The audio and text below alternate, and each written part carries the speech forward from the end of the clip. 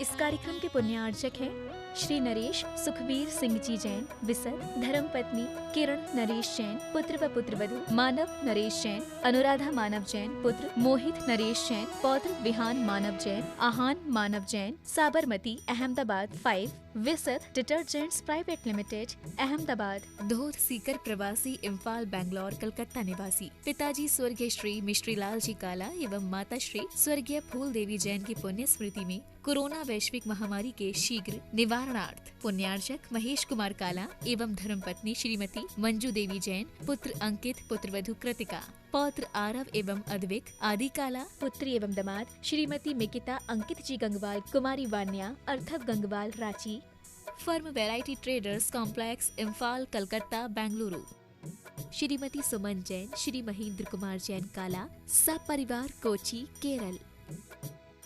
स्वर्गीय श्री नागराज सगरी की पुण्य स्मृति में 32 शेषाद्री रोड, आनंदा राव सर्कल बेंगलुरु, श्रीमती शोभा नागराज सगरी बेंगलुरु, पुत्री सौभाग्यवती रेखा मोहन कुमार वड़कोद्रे, दामाद श्री मोहन कुमार वड़कोद्रे, पुत्री सौभाग्यवती प्रतिभा सदन, दामाद श्री सदन कुमार बेंगलुरु, पुत्री सौभाग्यवती सची देवी रवि कड़बी, दामाद रवि कड़बी बेंगलुरु, श्रीमती सरोज, श्री सुनील, आशिका, प्रतीक जैन, अंकित एवं Khushboo Pataudi, firm Saroj roofing private limited Cochin, Shri Chhavi Kumar Sethi, Shrimati Kavita Devi Sethi, Sheel Chand Chhavi Kumar Sethi, firm Amar roller flour mill, Dimapur, Nagaland.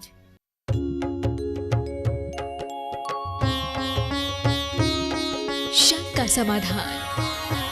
देवाधिदेव खज्जराट श्री पार्श्वनाथ भगवान की जय जय जय। बोलिए समन संसदीय उन्नायक प्रातः स्मरणीय संत शिरोमणि परम पूज्य 108 आचार्य गुरुवर विद्यासागर जी महामुनिराज की जय जय जय। बोलिए गुणायतन प्रणेता संघ समाधान प्रवर्तक भावना योग प्रवर्तक प्रखर वक्ता परम पूज्य 108 श्री प्रमाण सागर जी मुनिराज की जय जय जय।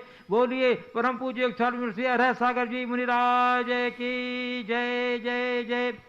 प्रिय बंधुओं, शाश्वत 6 समय शिखर स्थित गुणायतन परिसर में आयोजित आज के संघ का समाधान कार्यक्रम में यहाँ उपस्थित स्थानीय श्रद्धालुओं का तथा उन सभी श्रद्धालुओं का, दर्शकों का, श्रोताओं का जो घर बैठे आज यहाँ के संघ का समाधान कार्यक्रम का सीधा प्रसारण पारस चैनल, जिनवाणी चैनल एवं प्रमाणिक ऐप के माध्यम से देख सुन आनंद ले रहे हैं, उन सबों का मैं गुणायतन एवं श्री सेवायतन परिवार की ओर से हार्दिक हार्दिक अभिनंदन करता हूँ।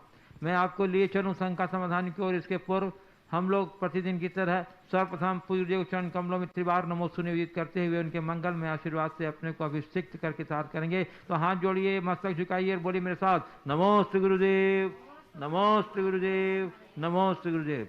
प्रिय बंधुओं, जैसा कि आप लोग को विदित ही है कि यहाँ शाश्वत से सम्य शिखर जी में जिन धर्म की अचिंत्य युगांतकारी प्रभावना करने वाला आयतन गुणायतन का निर्माण कार्य तीव्र गति से चल रहा है। यदि आप अभी तक इस गुणायतन से नहीं जुड़ पाए हैं तो गुणायतन समिति आपसे अनुरोध करती है आप शीघ्रता कीजिए और गुणायतन कार्यालय से संपर्क करके इसकी सदस्यता योजना, निर्माण आदि योजनाओं से अवगत होते हुए अपना उदारतापूर्वक सहयोग हमें प्रदान करें। आपके उदारतापूर्ण सहयोग से ही हम शीघ्र इसे साकार कर सकेंगे और आप इसके लिए प्रतिदिन होने वाले शांति धारा के कार्यक्रम से जुड़कर उसके पुण्यार्जन का सौभाग्य प्राप्त करके भी हमारा हाथ मजबूत कर सकते हैं।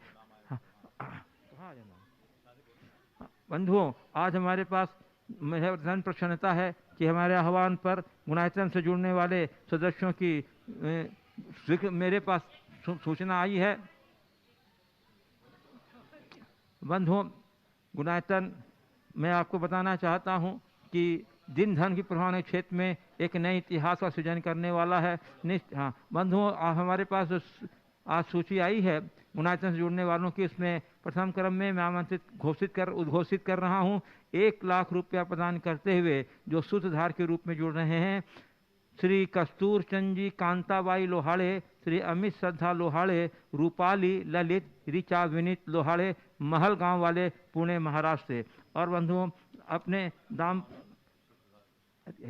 दाम्पत्य के 52वें वर्ष में प्रवेश के शुभ अवसर पर गुणायतन से सुधार के रूप में जुड़ रहे हैं। फरीदाबाद हरियाणा निवासी श्रीमती सुलोचना जी, इंजीनियर अभय कुमार जैन, यूएसए निवासी पुत्र चिन्मय जी, सौभाग्यकांक्षिणी प्राची, चिरंजीव देशना, चिरंजीव निवेन जी, कोटा निवासी पुत्री सौभाग्यकांक्षिणी सोनिशा, नितिन जी फरीदाबाद निवासी पुत्री सौभाग्यकांक्षिणी अमीषा जी, अमित जी सहित समस्त हरदा वाले कासदीवाल परिवार और बंधुओं 51,000 रुपये की राशि प्रदान करते हुए निर्माण सारथी के रूप में जुड़ने जा रहे हैं कटनी मध्य प्रदेश से डॉक्टर कमल कुमार जैन, श्रीमती इंदिरा देवी जैन, डॉक्टर अखिलेश, मधु, अजित, अनमोल, आदित्य सिंघई और बंधुओं 31,000 रुपया प्रदान करते हुए निर्माण मित्र बनने जा रहे हैं कोल्हापुर महाराष्ट्र से श्री अरहम सौरभ जैन, आदित्य सौरभ जैन, आर शर्मा जैन और बंधुओं 11,000 रुपये की राशि प्रदान करते हुए निर्माण निधि सदस्य के रूप में जोड़ने जा रहे हैं भोपाल मध्य प्रदेश से श्रीमती निर्मला जैन, धर्मपत्नी श्री उत्तम चंद जैन, मिष्टी जैन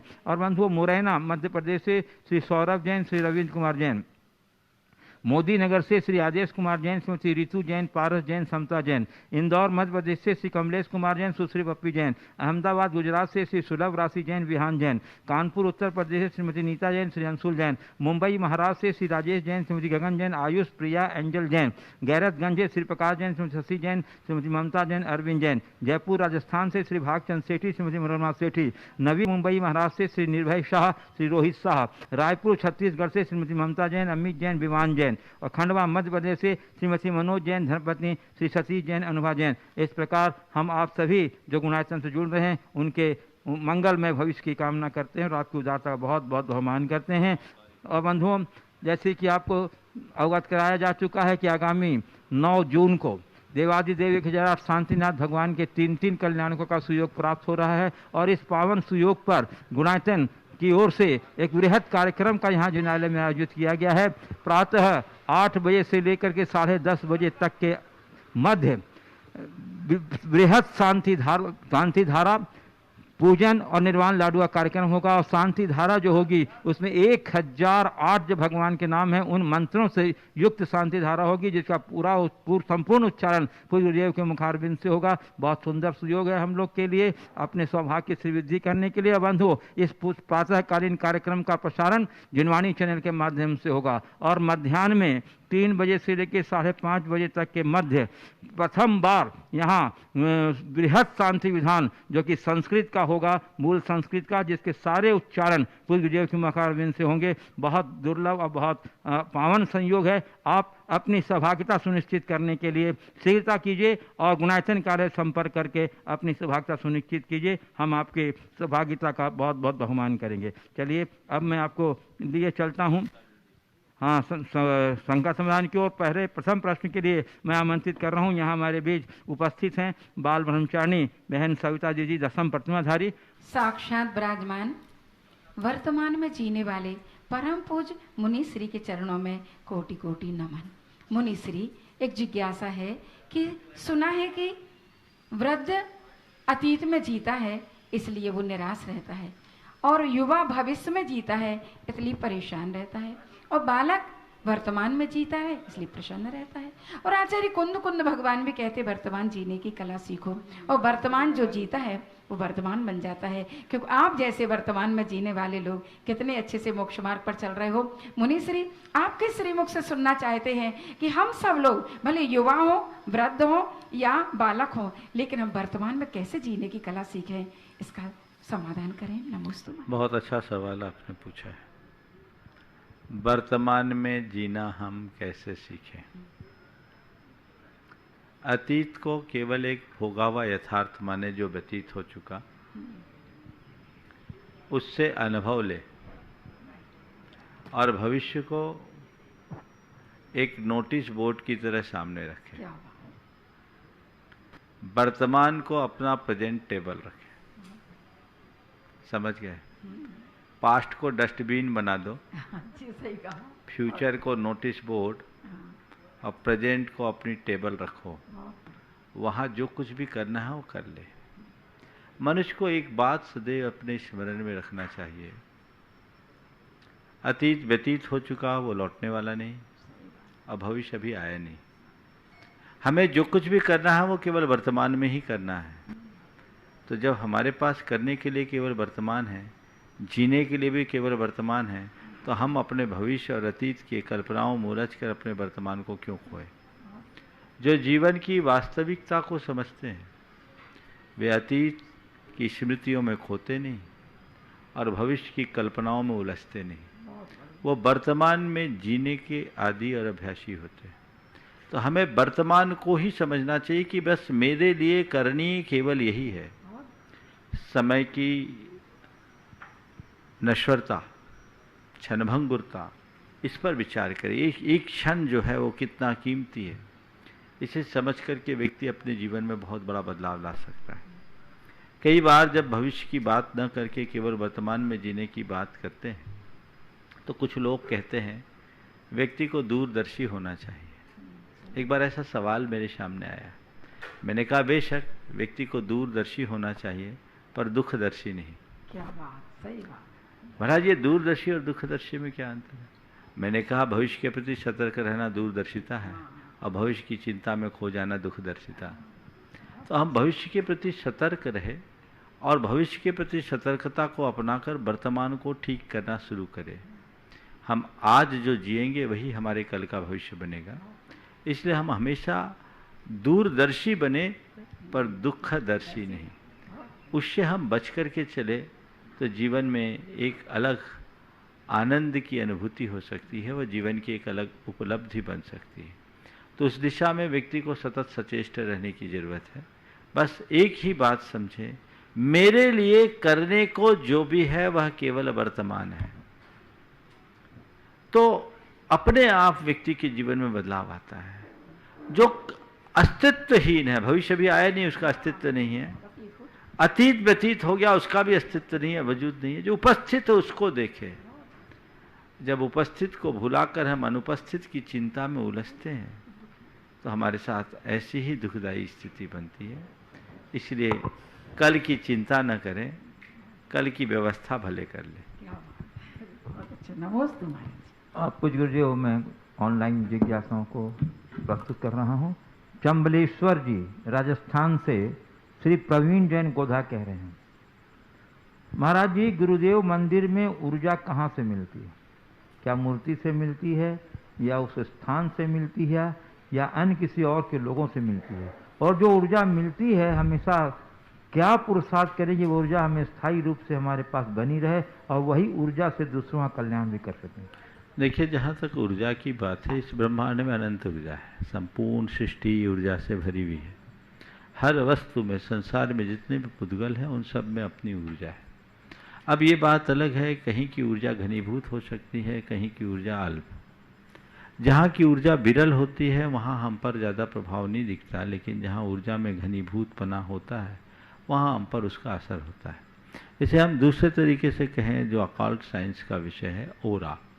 हर जगह का अलग अलग ओरा होता है, हर वस्तु का ओरा होता है, हर व्यक्ति का ओरा होता है। हमारे शरीर से जो भाव तरंगें उत्पन्न होती है उससे एक वर्तुल बनता है जो ओरा के रूप में होता है।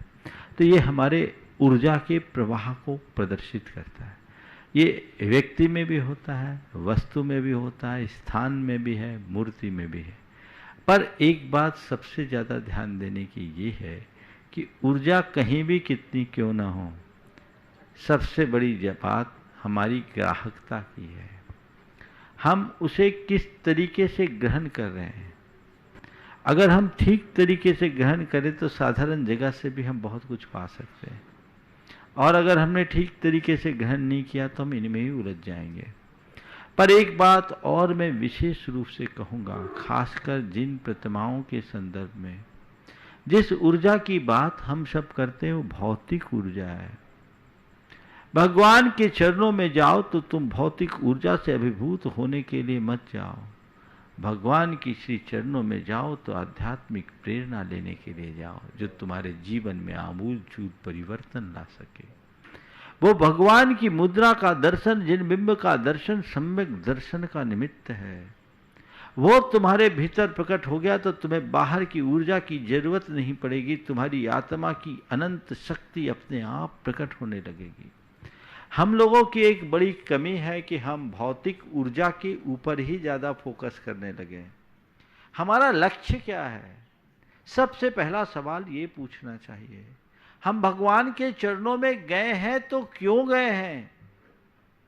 किसी भगवान की पूजा अर्चा कर रहे हैं तो क्यों कर रहे हैं? किसी तीर्थ की वंदना कर रहे हैं तो क्यों कर रहे हैं? उस भौतिक ऊर्जा को पाने के लिए या आध्यात्मिक प्रेरणा पाकर अपने कर्मों को गलाने के लिए? यदि केवल भौतिक ऊर्जा से अभिभूत होने के लिए हम गए हैं, मिलेगी ऊर्जा, पर वो उसका वास्तविक लाभ नहीं होगा। पर आध्यात्मिक प्रेरणा से प्रेरित होकर जाओगे तो जीवन में बड़ा बदलाव आएगा। तो मैं तो आप सबसे कहूँगा और अक्सर कहता हूँ, मूर्ति को नहीं मूर्तिमान को पूजो। मूर्ति को नहीं मूर्तिमान को पूजो। मूर्ति का ये जो बाहर का रूप दिख रहा है, तुम उसकी ऊर्जा नाप रहे हो। उस मूर्तिमान की ऊर्जा तो अनंत है, उसे तुम नाप ही नहीं सकते। वे तो अनंत चतुष्टय के धनी हैं, उनसे प्रेरणा लो। पर यह तभी संभव होगा जब तुम्हें भगवान दिखेंगे, मूर्ति नहीं। तो मैं सबसे कहता हूं, भगवान के दर्शन करो, अपनी भगवत्ता का रास्ता प्रशस्त करो, जीवन तभी सुखी होगा। गुरुदेव, इनके प्रश्न का दूसरा पार्ट है कि ऊर्जा जो मिलती है तो हम क्या पुरुषार्थ करें कि ऊर्जा हम स्थायी रूप से हमारे पास रहे और दूसरों का भी हम कल्याण कर सकें? देखिए, ऊर्जा मिलती है तो हम ऐसा क्या पुरुषार्थ करें कि स्थायी रूप से ऊर्जा हमारे पास रहे, हम दूसरों का भी कल्याण कर सकें। मेरी दृष्टि में, और मैं अपने अनुभव से कहता हूं, अगर मनुष्य के भीतर सकारात्मकता विकसित हो गई तो उसे हर तरफ सकारात्मक ऊर्जा मिलेगी। पॉजिटिव एनर्जी वो हर जगह प्राप्त कर लेता है। जहाँ नकारात्मकता, वहाँ से भी वो कर सकता है, और उसका मनोबल ऊंचा होगा, उसका आत्मविश्वास प्रबल होगा। जो उच्च मनोबल और दृढ़ आत्मविश्वास के बल पर कुछ भी करेगा, औरों का भला होगा।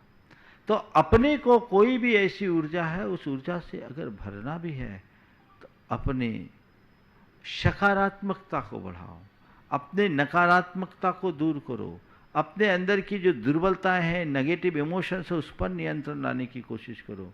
हम लोग बहुत पूजा भक्ति करते हैं, लेकिन अपने आवेग संवेग को कहाँ रोक पाते हैं। तो हम बाहर से कितनी भी ऊर्जा पाएं, अंदर से तो हमने अपने आप को खोखला कर दिया। ये जितनी भी नकारात्मकताएं हैं, वे सब हमारी चेतना को खोखला करने वाली है। तो उनसे अपने आप को बचाएं। हम अपनी आत्मशक्तियों का अंदर से विकास करें।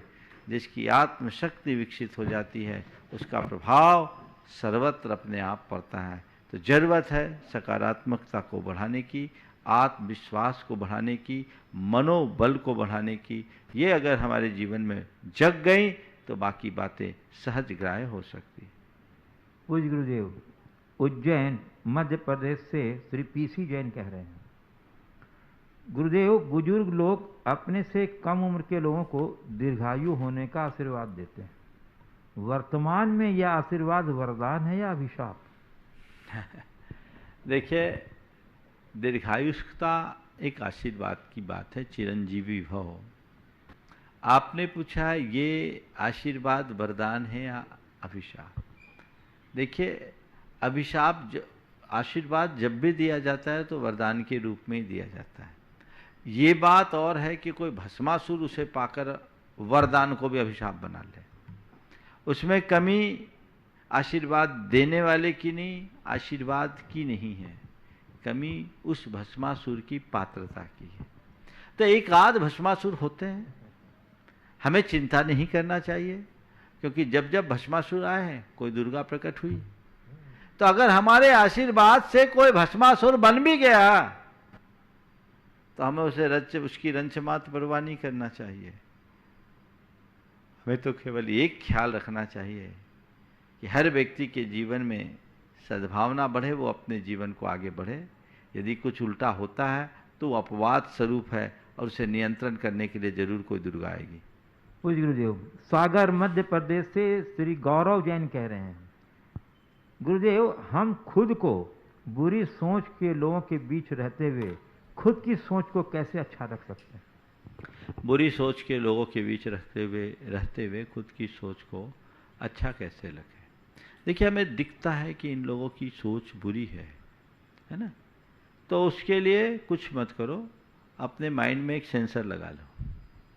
सेंसर मतलब एक धारणा का सेंसर, कि भाई इनकी बात मुझे सुननी है, इनके बीच रहना है, लेकिन मुझे उसका अनुकरण नहीं करना, उससे मुझे प्रभावित नहीं होना। वो कुछ बोले, बोलने दो, कुछ करे, मुझे करने दो, मुझे उससे प्रभावित नहीं होना। यदि आपने अपने आप के भीतर ऐसा सुरक्षा कवच तैयार कर लिया तो फिर कहीं कठिनाई नहीं है। आप किसी के बीच भी रहो, ये दुनिया है, दुनिया में सब तरह के लोग होते हैं, लेकिन जो व्यक्ति अपने लक्ष्य के प्रति समर्पित होता है वो दूसरों की बातों से कभी प्रभावित नहीं होता। भैया उनकी वे जाने, मुझे क्या करना है, मुझे केवल उसका पता है और वो पता होना चाहिए। ऐसी दृष्टि अपने मन में जगह लेने से जीवन का एक अलग मजा आ जाता है। पूज्य गुरुदेव, ब्लूमिंगटन यूएसए से रोहिणी साहू जी कह रहे हैं, गुरुदेव, स्त्री जन्म छेद कर पुरुष योनि में जन्म लेने के लिए कौन से कर्म उपयोगी होते हैं? हमें पुराणों की कुछ ऐसी स्त्रियों की कहानियां उदाहरण के तौर पर बताने की कृपा करें जिन्होंने अपने पुण्य कर्म से स्त्री जन्म छेद कर पुरुष जन्म प्राप्त किया और मोक्ष प्राप्त कर लिया। इससे हम जैसी स्त्रियों को प्रेरणा मिलेगी। मैं सबसे पहले तो बहन जी के भावना से अपनी असहमति प्रकट करता हूँ। तुम स्त्री जन्म छेदने के लिए क्यों सोच रहे हो? संसार छेदने के लिए सोचो ना। ये क्यों सोचते हैं कि हम जो स्त्री हैं वो बड़ी हीन है? ठीक है, आज वो पात्रता नहीं है कि निर्गंथ रूप को धारण करके जीवन के परम लक्ष्य को प्राप्त कर सके, लेकिन अभी भी मेरे पास मेरा मोक्ष मार्ग तो है। स्त्री पर्याय को छेदना कोई बहुत बड़ी उपलब्धि नहीं है। ऐसा मत सोचना कि संसार में जो पुरुष है वे सब अनादि से पुरुष है और जो स्त्रियां हैं सब अनादि से स्त्रियां हैं। सच्चे अर्थों में देखा जाए तो हमने तो स्त्री पर्याय नपुंसकों का चोला अनंतों बार धारण करके छोड़ा है। आज जो स्त्री अनंतों बार पुरुष बन चुकी है और आज जो पुरुष वो अनंतों बार स्त्री और नपुंसक बन चुके हैं, इसमें कोई संशय नहीं है। इसलिए ये पर्याय बुद्धि मत लाओ। तुम ये मत सोचो कि मैं पुरुष बन जाऊं तो मोक्ष चले जाएगा। सब पुरुषों को मोक्ष मिलता है क्या? पुरुष बनने की भावना क्यों? सम्यक दृष्टि बनने की भावना जगा, सम्यक्ति बनने की भावना जगा, मोक्ष मार्ग में अग्रसर होने की भावना जगा, और वो तो आज स्त्री पर्याय में भी संभव है। अपनी भूमिका के अनुरूप जितना संभव उसे उत्कृष्टता के साथ घटित करो। अगर एक बार तुम्हारे भीतर सम्यक्ति की प्राप्ति हो गई तो तुम्हारा संसार सिमटेगा, और रत्नत्रय को धार लोगे तो फिर संसार में ज्यादा अटक नहीं सकोगे। मोक्ष मार्ग ही मुक्ति का आधार है। ऐसा समझते हुए मोक्ष मार्ग के प्रति सतत उत्साहित होने का भाव होना चाहिए। वो जगाइए तो जीवन का उद्धार होगा। आपने पुराणों के माध्यम से पूछा है, जानना चाहा है कि ऐसे कुछ उदाहरण बता दीजिए जिनने स्त्री पर्याय को छेदा है और पुरुष पर्याय को प्राप्त किया है। सीता जी का उदाहरण हम सबके लिए बड़ा उत्कृष्ट उदाहरण है, जो प्रतिइंद्र बनी है, आगे चल करके गणधर बनेगी। और भी बहुत सारे उदाहरण हैं। अंजना भी स्वर्ग में इंद्र बनी है, देव बने, वो भी कालांतर में मोक्ष जाएगी। तो मैना सुंदरी का उदाहरण है। और भी सारे आख्यान भरे पड़े हैं, उनमें से उनको हमें देख करके चलना चाहिए। लेकिन पुनः मैं आप सबसे कहता हूँ, इस हीनता की ग्रंथि को छोड़िए, पर्याय बुद्धि से बाहर आइए, सीधे अपनी आत्मा की तरफ दृष्टि रखिए, भेद विज्ञान को जगाकर अपने जीवन का मार्ग प्रशस्त कीजिए। पूज्य गुरुदेव, जोधपुर राजस्थान से श्री सुभाष चंद्र जैन कह रहे हैं, महाराज जी, खुश होकर काम करेंगे तो खुशी मिलेगी, परंतु खुशी के लिए काम करेंगे तो क्या खुशी मिलेगी? बहुत सुंदर। खुश होकर के काम करेंगे खुशी मिलेगी, खुशी के लिए काम करेंगे तो खुशी अल्पकाल की होगी। खुशी अल्पकाल की ही होती है, इसलिए हम खुशी के लिए काम न करें, काम करने में खुशी का अनुभव बनाएं, जीवन तभी अच्छा होगा। पूज्य गुरुदेव, इंदौर मध्य प्रदेश से महेंद्र जैन पत्रकार कह रहे हैं, गुरुवर, सत्य को इच्छा होती है कि सभी उसे जान लें, और असत्य की दुविधा होती है कहीं कोई उसे पहचान न ले। महाराज जी, असत्य और सत्य के मध्य एवं दुविधा और सुविधा के बीच कितना सुरक्षित अंतर रहना चाहिए जिससे हमारा व्यक्तित्व प्रभावी होता जाए। सत्य की इच्छा होती है कि मुझे सब जान ले, और असत्य की दुविधा होती कि मुझे कोई पहचान न ले।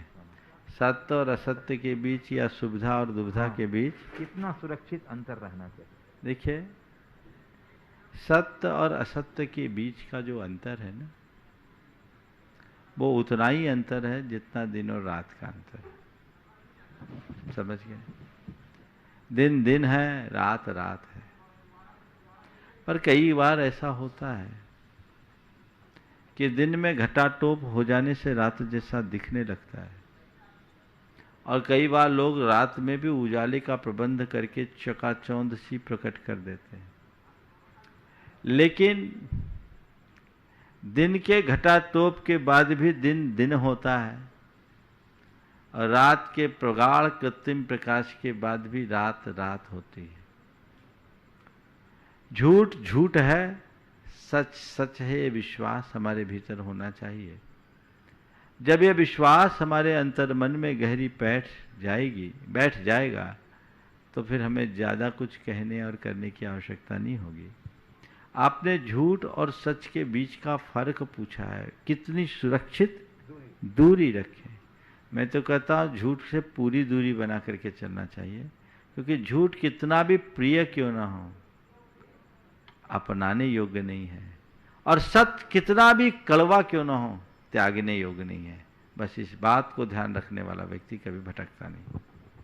पूज्य गुरुदेव, गोपालगंज सागर मध्य प्रदेश से श्रीमती किरण राजेश जैन कह रही हैं, प्रकाश की एक किरण यह नहीं पूछती कि अंधेरे की उम्र क्या है। गुरुदेव, इस कथन का आध्यात्मिक पक्ष क्या है? प्रकाश की एक किरण ये नहीं पूछती कि अंधेरे की उम्र क्या है। बहुत गहरा संबंध है। कितना भी घना अधिक अंधकार क्यों ना हो, सघनतम अंधकार, और वो सदियों का हो, पर वहां अगर हमने प्रकाश की एक नन्ही सी किरण भी प्रकट कर दी, अंधेरा पल में भाग जाएगा, वो टिकता नहीं है ना। अंधेरे ने अंधेरे से कहा कि रोशनी से कर लो किनारा।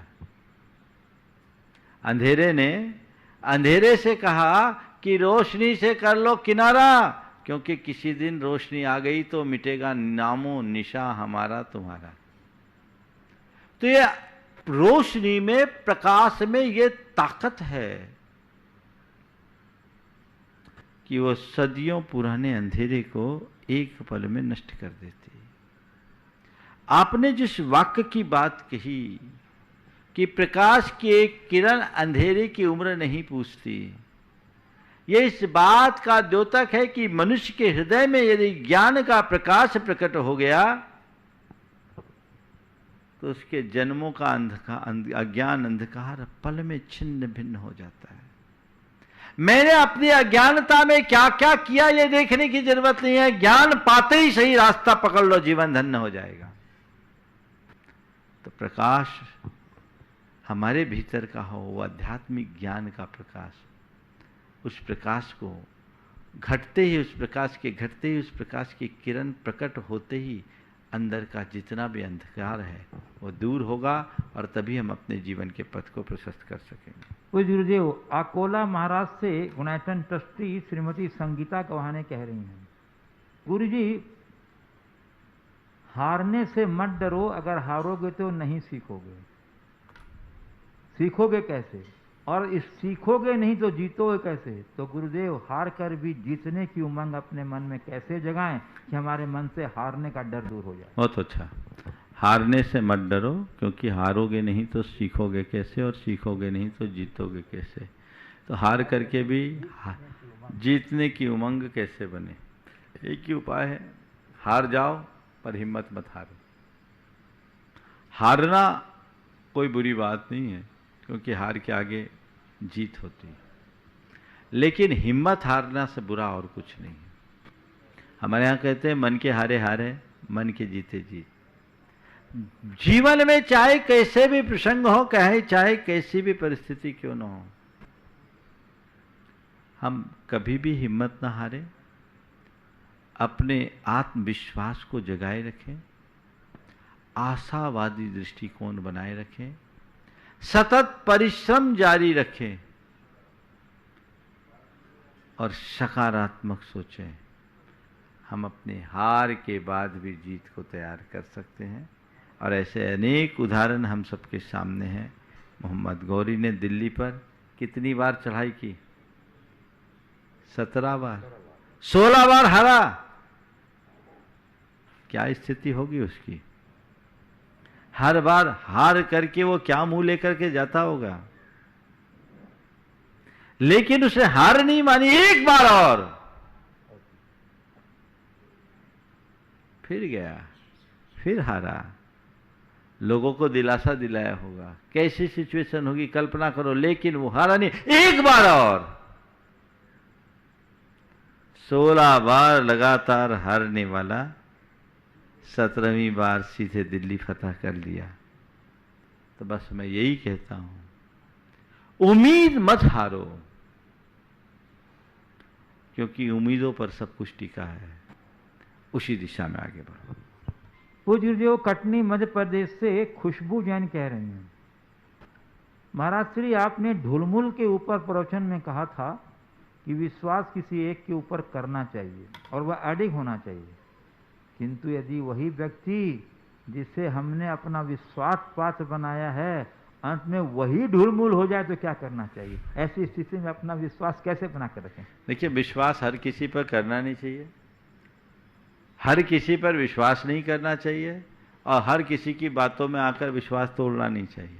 हर किसी पर विश्वास करने वाला भी ढुलमुल है और हर किसी की बातों में आने वाला भी ढुलमुल है। आपने विश्वास किया तो पहले उसकी पात्रता को परखना चाहिए।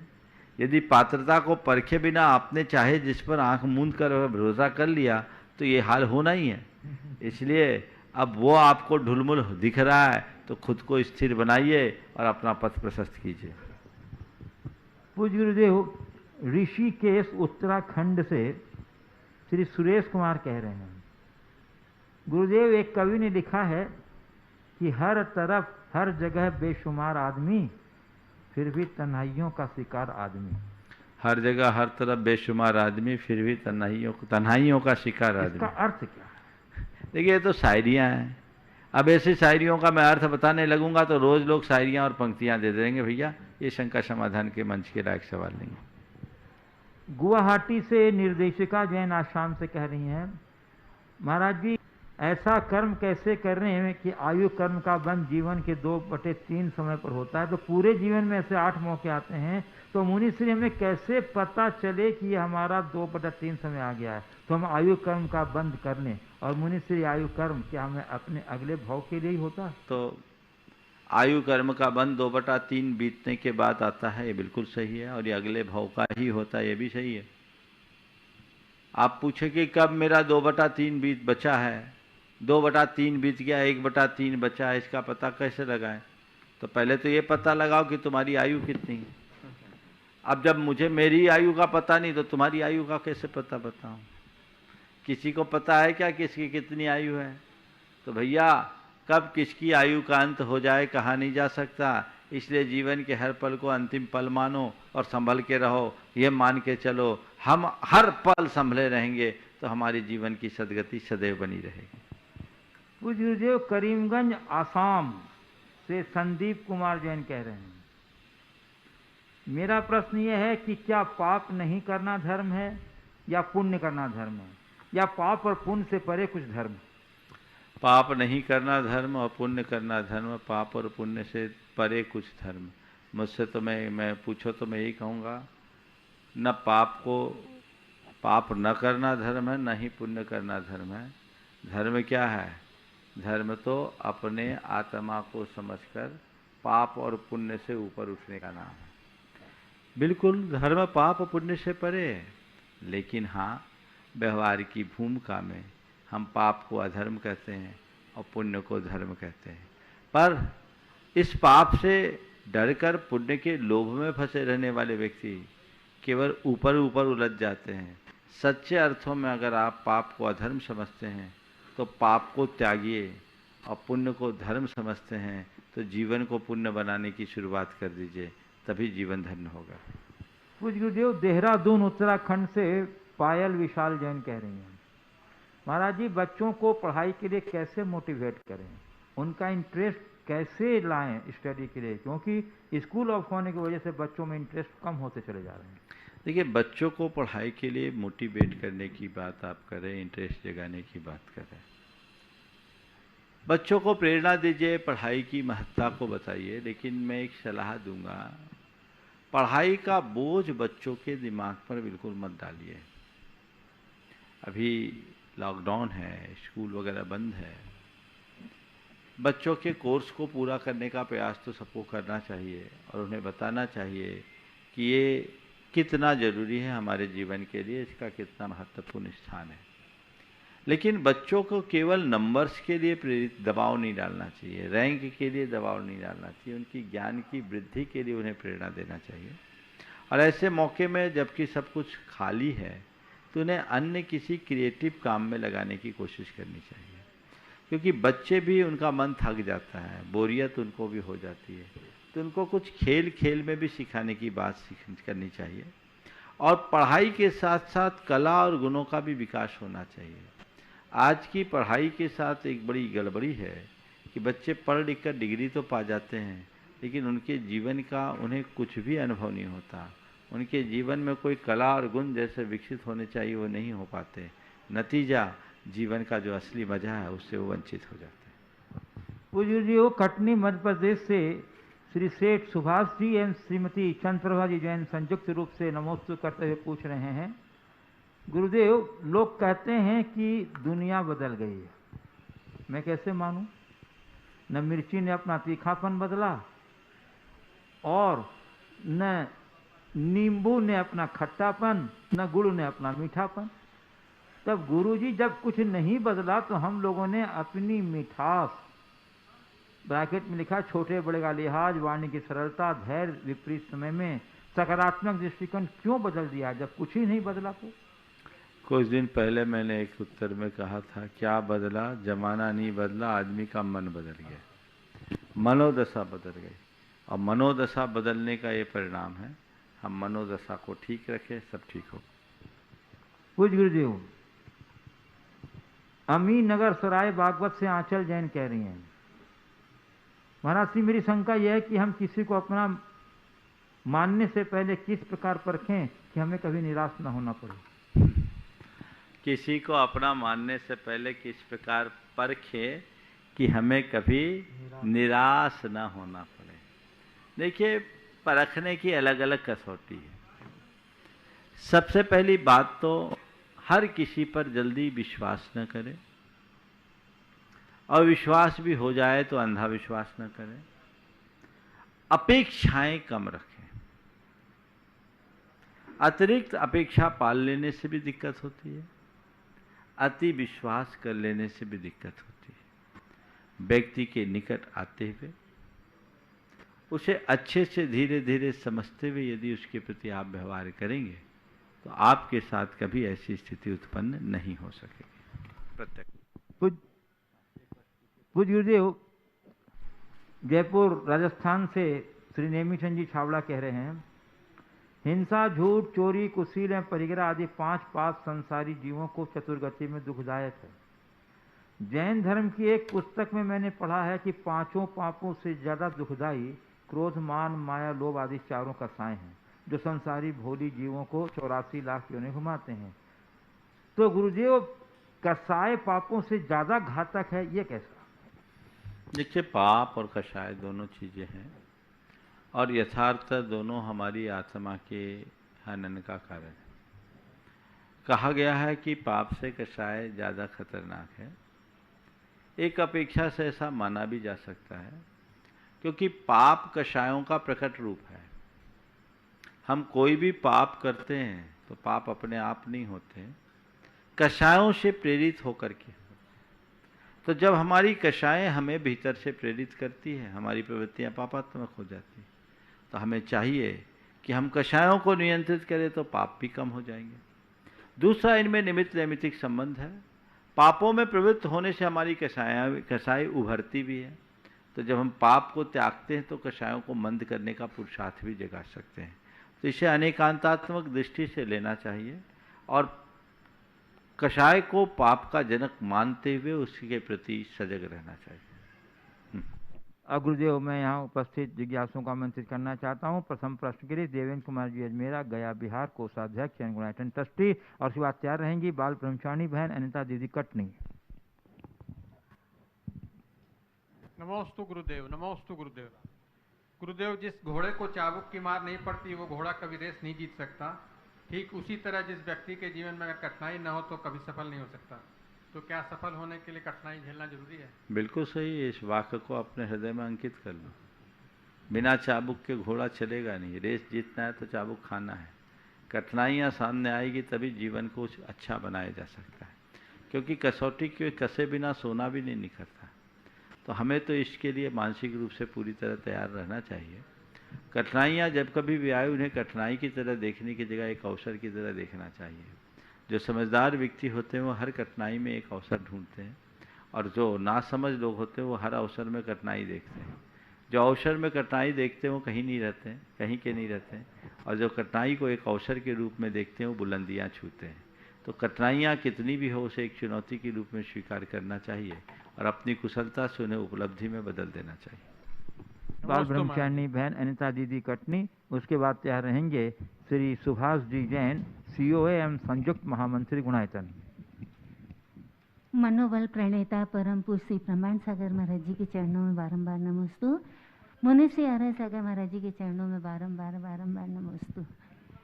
महाराज श्री, समय, सत्ता, संपत्ति और शरीर, समय, सत्ता, शरीर और संपत्ति, हाँ, ये हमें साथ दें अथवा ना दें, लेकिन स्वभाव, समझदारी और सच्चे संबंध हमेशा साथ देते, ऐसा कहते हैं। लेकिन इंसान इस चीज को छोड़कर, स्वभाव, समझदारी, सच्चे संबंधों को छोड़कर के सत्ता, संपत्ति और शरीर के पीछे क्यों भागता है? मनुष्य की एक बड़ी दुर्बलता है। वो उसके से ज़्यादा प्रभावित होता और उससे ज़्यादा आकर्षित होता है जो सीधे दिखता है। जो दिखता नहीं उसकी तरफ दृष्टि कम जाती है। शरीर दिखता है, सत्ता दिखती है, संपत्ति दिखती है, तो मनुष्य उसकी तरफ भागता है कि स्वभाव, समझदारी और संबंध जो अंदर के पक्ष हैं उसकी तरफ उनका ध्यान कम जा पाता है। जब तक ऐसी दृष्टि रहेगी मनुष्य ऐसे ही भटकता रहेगा और ऐसे ही धोखा खाएगा। हम जीवन को सही दिशा में नियोजित करने का पुरुषार्थ करें, तभी कुछ अच्छा हो सके। श्री सुभाष जी जैन, COA एवं संयुक्त महामंत्री गुणायतन, और बात तैयार रहेंगे श्री अभिनव जैन गुणायतन। परम श्रद्धेय मुनिद्वय के चरणों में शत नमन। गुरुदेव, जीवन में बड़ी दुविधा है। ऐसा कहा जाता है कि हमको सरल रहना चाहिए। शिशु जब जन्म लेता है तो बहुत सरल होता है, लेकिन संसार में आने के बाद इतना वक्र होना जाना पड़ता है। तो हम चाहते हैं कि सरल रहें, लेकिन हमारे चारों तरफ ऐसा वातावरण है कि सरल रहना बड़ा मुश्किल है। क्योंकि अगर हम देखें, हम सीधे लाइन में चलना चाहते हैं और बगल वाला सीधी लाइन में नहीं चल के टेढ़ा चल रहा है, वक्र चल रहा है, तो हमको भी उससे बचने के लिए टेढ़ा होना पड़ता है, या फिर उसको उलांघना पड़ता है, या उसके नीचे से जाना पड़ता है। कुछ तो उपक्रम करना ही पड़ता है गुरुदेव। सरल चलना बड़ा मुश्किल कार्य है। देखिए, टेढ़ा होना और टेढ़ा रहना, इसमें बड़ा अंतर है। कई बार हमें टेढ़ापन अपनाना पड़ता है, क्योंकि घी निकालने के लिए अंगुली को टेढ़ी करनी पड़ती है। और एक कहावत पुरानी है, सीधी उंगली से घी नहीं निकलता। पर उंगली को केवल घी निकालने के लिए टेढ़ा करना तो समझ में आता है, पर 24 घंटे उंगली को टेढ़ा बनाए रखना ठीक नहीं है। आपको लगता है कि कभी हमें किसी के साथ अपनी रेखा को बदलनी पड़ती है, तो इसको लेकर के विचलित नहीं होना चाहिए। यदि हम सच्चे अर्थों में सरल हैं और सरलता के उपासक हैं, तो इस परिस्थिति को भी सरलता से स्वीकार लें और आगे बढ़ जाएं, तो जीवन में कहीं कठिनाई नहीं होगी। अंततः जीत सरलता की होती है, इसे कभी भूलना नहीं चाहिए। ऐसे लोग जो सब तरफ हैं, उनके साथ रहते हुए हम एक सीमा बना लें कि मर्यादा का भंग ना हो।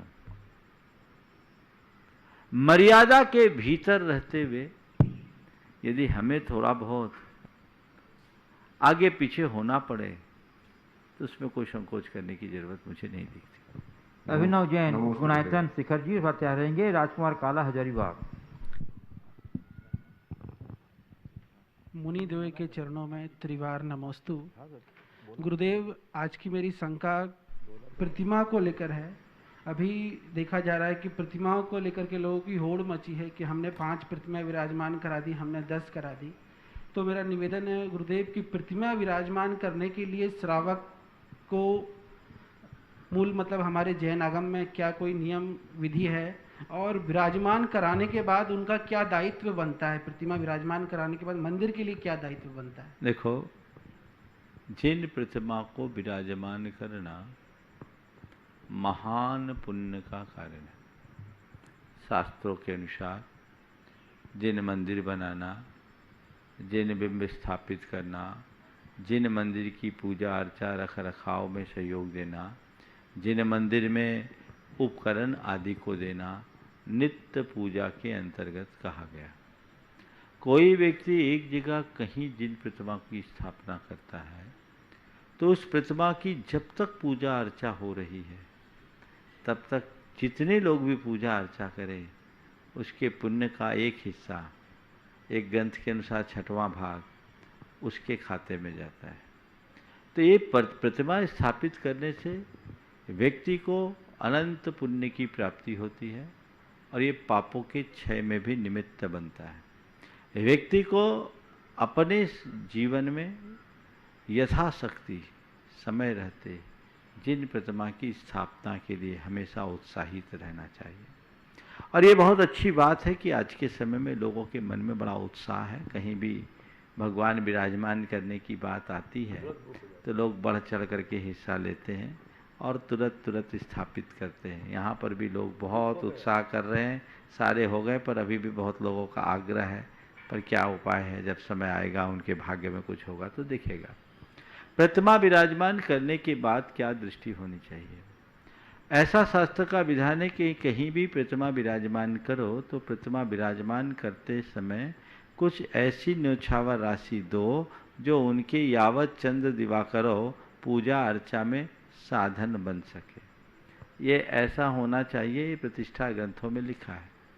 अगर संभव है तो आप आ सको तो आओ, लेकिन प्रतिमा विराजमान करने से पहले देखो कि मैं जहाँ प्रतिमा विराजमान कर रहा हूँ वहाँ पूजा अर्चा के अनुकूल व्यवस्था है कि नहीं, वो स्थान उस लायक है कि नहीं, जो लोग ये कार्य योजना को रख रहे हैं वे इसमें सक्षम है कि नहीं। आपने प्रतिमा तो विराजमान कर दी, बाद में पता लगा वहाँ तो दिया बत्ती करने वाला ही कोई नहीं है, तो ऐसी जगह प्रतिमाओं को विराजमान नहीं करना चाहिए। और यदि आपने कहीं किया है और आपको लगता है कि वहाँ ठीक तरीके से रख रखाव नहीं है तो तत्परता पूर्वक वहाँ के रख रखाव को सुनिश्चित करना चाहिए। नमस्ते। श्री राजकुमार जी, काला, हजारीबाग तैयार रहेंगी। श्रीमती लता गंगवाल, गया बिहार, गुणायतन मंत्री।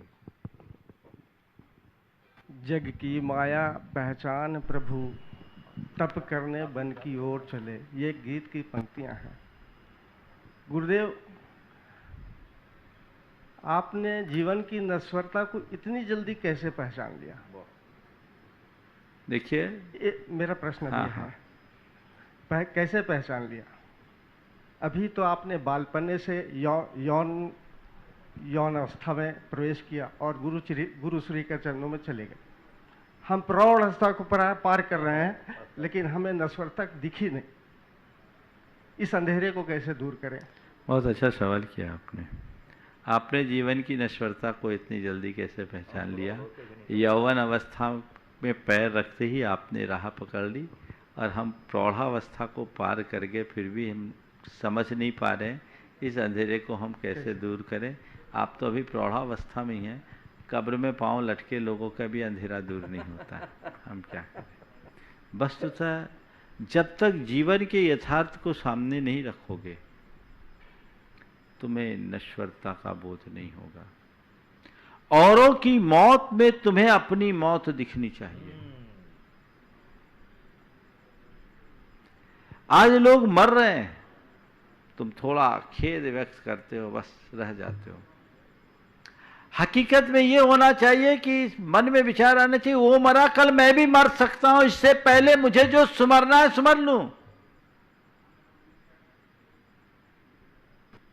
एक बार एक ने कहा बेचारा चला गया, मैंने वो चला गया हमें हमारी राह दिखा गया।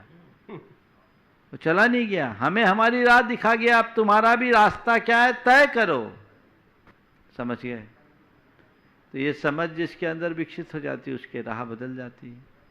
जहाँ तक मेरा सवाल है, तो मैंने तो गुरुदेव को देखा और मुझे लगा कि दुनिया में इससे अच्छा रूप कुछ है नहीं, और यदि मुझे जीवन में कुछ करना है तो बस इनका हो जाना है। जिस समय मैं गुरु चरण में आया था तो मुझे शाश्वतता और नश्वरता का कोई बोध नहीं था, पर मुझे गुरु में ही सारा संसार दिख रहा था। अपने आप को समर्पित कर दिया, आज यहाँ आ गया। उनमें ही मुझे सारा संसार दिख रहा था। मुझे लग रहा था दुनिया की श्रेष्ठतम विभूति तो यही है, और ये मेरे जीवन के पथ को प्रशस्त कर गया। ऐसी दृष्टि, ऐसी भावना अंतर मन में जगेगी तो सब कुछ होगा। जो बीत गया सो बीत गया। एक बात ध्यान रखना, अंधेरा उनका छटता है जो आंखें खोल के रहते हैं। सूरज कितना भी चढ़ जाए, आंखें मूंदे रहोगे, अंधेरा नहीं जाएगा। समझ गए?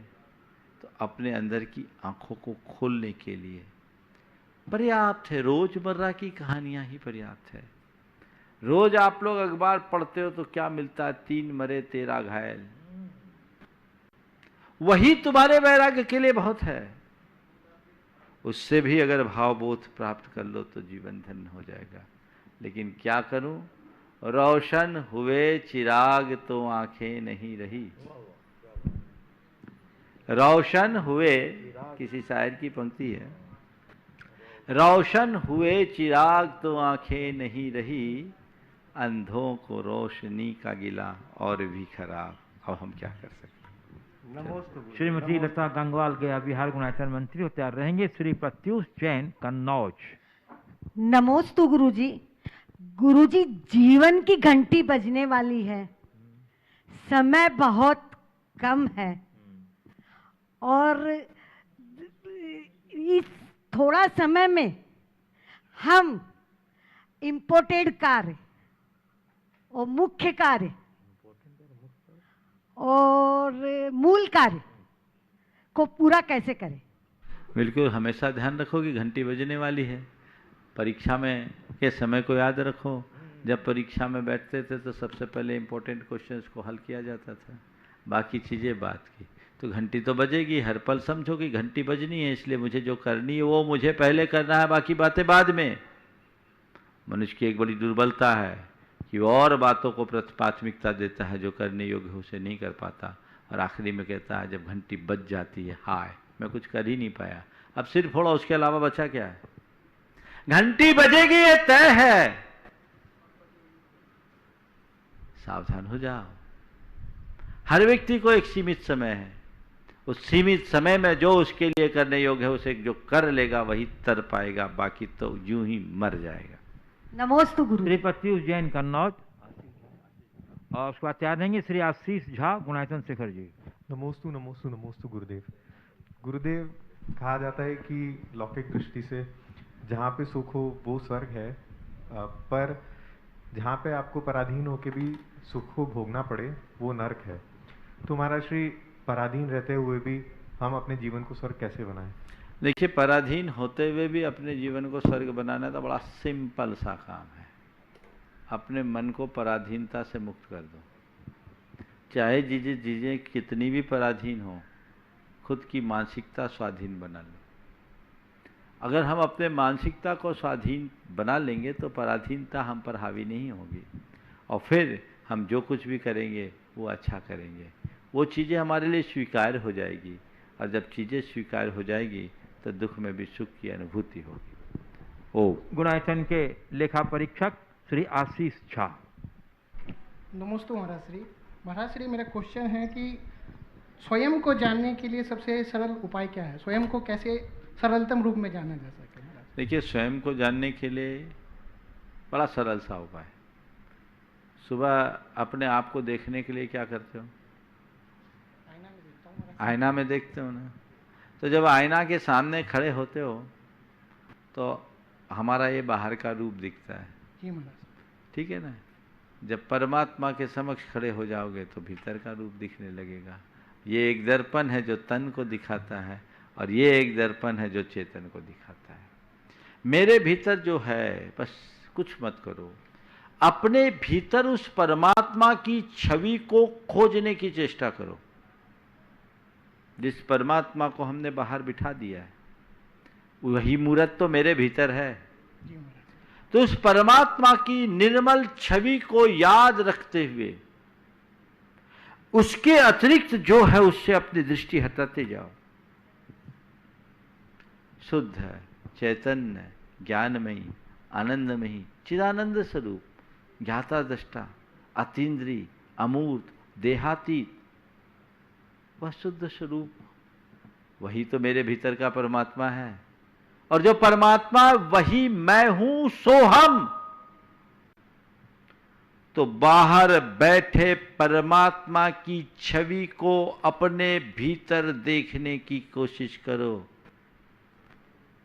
मूर्ति के रूप में नहीं, मूर्तिमान रूप में।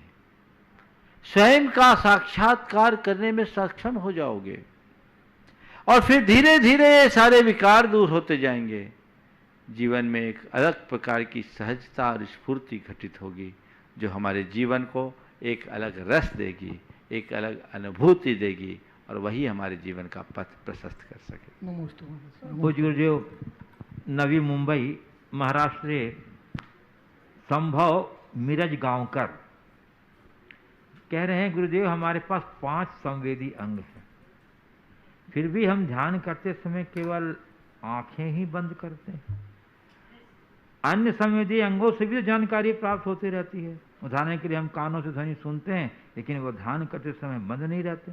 क्या हम अन्य संवेदी अंगों की तरह आंखों से मिली जानकारी को अनदेखा नहीं कर सकते?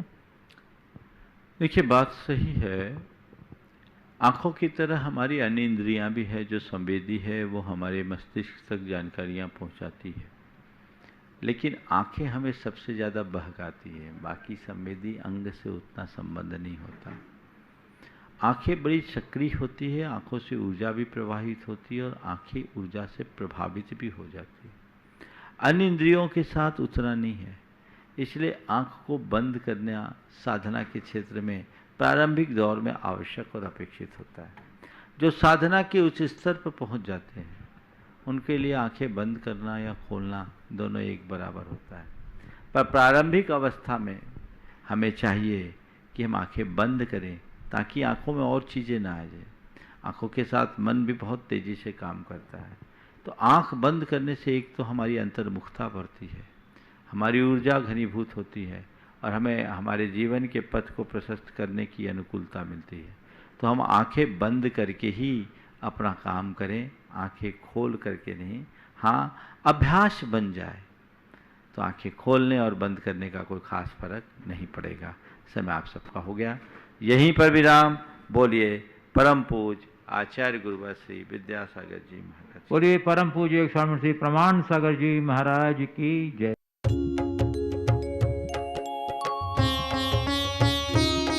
शक का समाधान।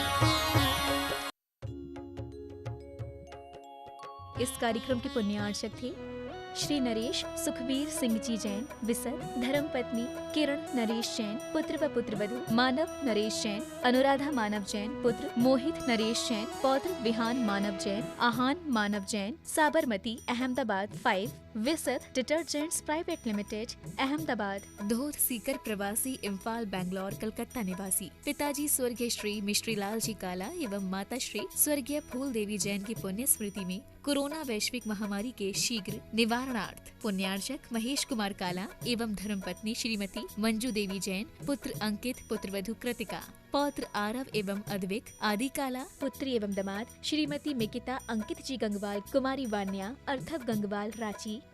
Firm variety traders complex, Imphal, Calcutta, Bengaluru.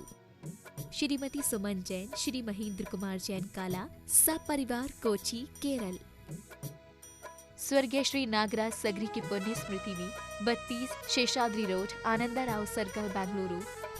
Shrimati शोभा नागराज सगरी, बेंगलुरु। पुत्री सौभाग्यवती रेखा मोहन कुमार वडकोद्रे, दामाद श्री मोहन कुमार वडकोद्रे। पुत्री सौभाग्यवती प्रतिभा सदन, दामाद श्री सदन कुमार, बेंगलुरु। पुत्री सौभाग्यवती सची देवी रवि कड़बी, दामाद रवि कड़बी, बेंगलुरु। श्रीमती सरोज, श्री सुनील, आशिका, प्रतीक जैन, अंकित एवं Khushboo Pataudi. Firm Saroj roofing private limited, Cochin. Shri Chhavi Kumar Sethi, Shrimati Kavita Devi Sethi, Sheel Chand Chhavi Kumar Sethi. Firm Amar roller flour mill, Dimapur, Nagaland.